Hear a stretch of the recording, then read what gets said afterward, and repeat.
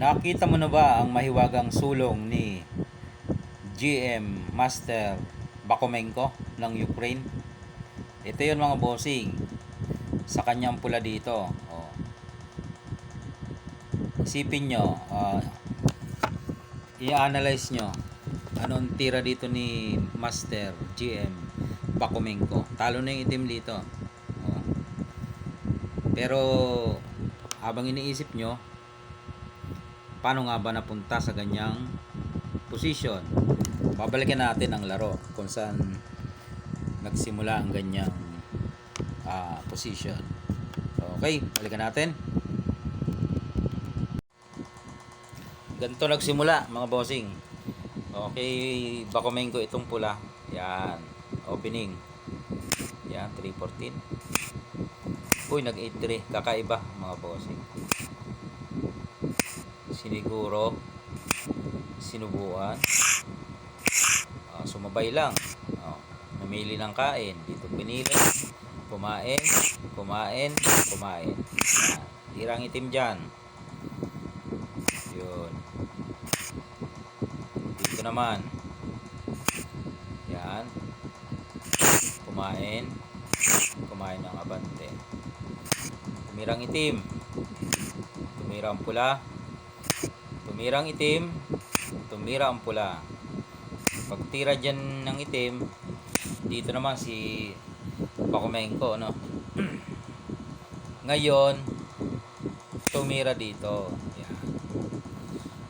Doon na, dito na pumasok ang mahiwagang sulong ni Grandmaster Bakomenko ng Ukraine. Tagal na pala ito mga boss. 1960s, mga ganyan. Pioneer sila sa larong dama dyan.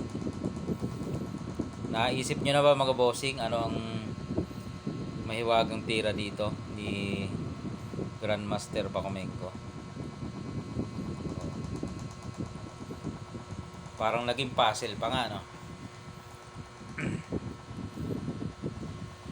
Pag beginners hindi mo makikita yan. Pag mga bago-bago, pag medyo mataas na yung antas sa dama, medyo mag-a-analyze ka na dito. Paano nga ba mananalo? Okay, para hindi na magtagal, pakita na natin. Ganito ang ginawa ni Bakomenko mga boss. Yan, pakita natin. Nagpakain siya dito. Yan. Kumain ng itim. Ibinukas niya ito. Hindi yan, hindi yan. Ito ibinukas niya. Yan. Kumain ulit. Tapos pinabalik niya. Ayun, makikita mo na ang sunod ng step. Pagkain balik, bibirahin mo dito. Kain. Ilan ang kain mo? 1, 2, 3, 4, tama ka. So ibig sabihin, itong linyang ito, bantay sarado na yan ang dama. Saka ito, no? So ito lang, gagalaw. Kaya namang suportahan na yan. Bumaba, pwede nang ipakain yan, diba? Okay. So, talo ang itim mga boss. Na-share ko lang kasi hindi ko rin alam yan eh.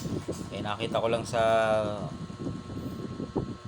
pinapakita ng mga taga Brazil. Kaya, sineshare ko rin sa inyo kasi maganda yung parang naging puzzle. Yun lang mga bossing. Sana na-entertain kayo kahit papaano.